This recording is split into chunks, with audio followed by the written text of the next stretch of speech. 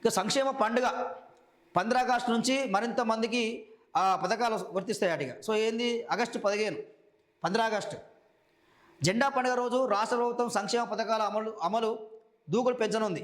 పలు పథకాల కింద కొత్తగా లబ్ధిదారులకు అవకాశం కల్పించనుంది. రాష్ట్రంలో కాంగ్రెస్ పార్టీ అధికారంలోకి వచ్చాక రెండున్నరేళ్ల తర్వాత తొలిసారి పెద్ద ఎత్తున కొత్త లబ్ధిదారులను పలు పథకాలు పరిధిలోకి తేనుంది అంటూ చూస్తున్నామండి. ఇక్కడ ఏమేమంటే సో మరో 2.25 లక్షల మందికి పెన్షన్లు ఇస్తారట. సో కొత్త పెన్షన్లు సో సోమవారం నుంచి అప్లై చేసుకోవాలి. కొత్త పెన్షన్లు వితంతువులు, ఒంటరి మహిళలు, వికలాంగులు, ఎయిడ్స్ వ్యాధి బాధితులు సో వీళ్ళందరూ కూడా కొత్త పెన్షన్లు వాడుకోవాలి, అప్లై చేసుకోవాలి. దీంతోపాటు ఈ బీడీ కార్మికులకు సంబంధించి ఈ వృద్ధుల పెన్షన్కి సంబంధించి ఎలాంటి క్లారిటీ ప్రభుత్వం ఇవ్వలే.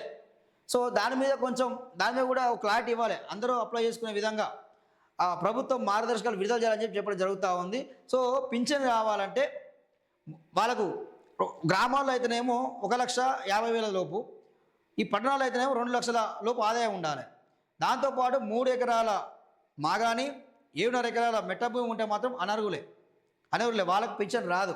దాంతోపాటు ఎవరైనా ప్రభుత్వ ఉద్యోగం ఉన్న వాళ్ళ ఇంట్లో ప్రభుత్వానికి సంబంధించి కాంట్రాక్టు అవుట్సోర్సింగ్ ఏదైనా ఉద్యోగం ఉన్నా వాళ్ళకు కూడా పెన్షన్ రాదు.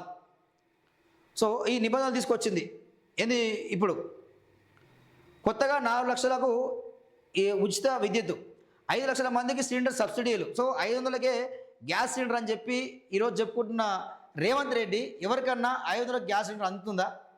ఎవరికి అందే పరిస్థితి లేదు. ఇస్తలేడు, ఉన్నదే ఇస్తలేడు. ఇంకా మళ్ళీ కొత్తగా 5 లక్షల మందికి ఇస్తాడట. ఉన్నదానికే దిక్కు లేదు. అదే రోజు సనత్ నగర్ టీమ్స్ ప్రారంభం. సో ఈ సనత్ నగర్ టీమ్స్ వాస్తవానికి కేసీఆర్ కట్టిందే. ఇది ఆయన కడితే ఈయన ఓపెన్ చేస్తుండు. గిగ్ వర్కర్ల చట్టం అమలుకు శ్రీకారం. గాంధీ సరోవర్ ఫ్యూచర్ సిటీ పైన దృష్టి. ఇందిరమ్మ టవర్లకు వచ్చే నెలలో శంకుస్థాపన. 15 నుంచి స్మార్ట్ రేషన్ కార్డుల పంపిణీ సంగారెడ్డిలో ప్రారంభించనున్న CM Revanth Reddy. So ration కార్డులు స్మార్ట్ ఏటీఎం సైజులో కార్డు ఇస్తారట. సో అంతవరకు ఓకే ఉంది. సో ఈ పథకాల వరకు బాగానే ఉంది.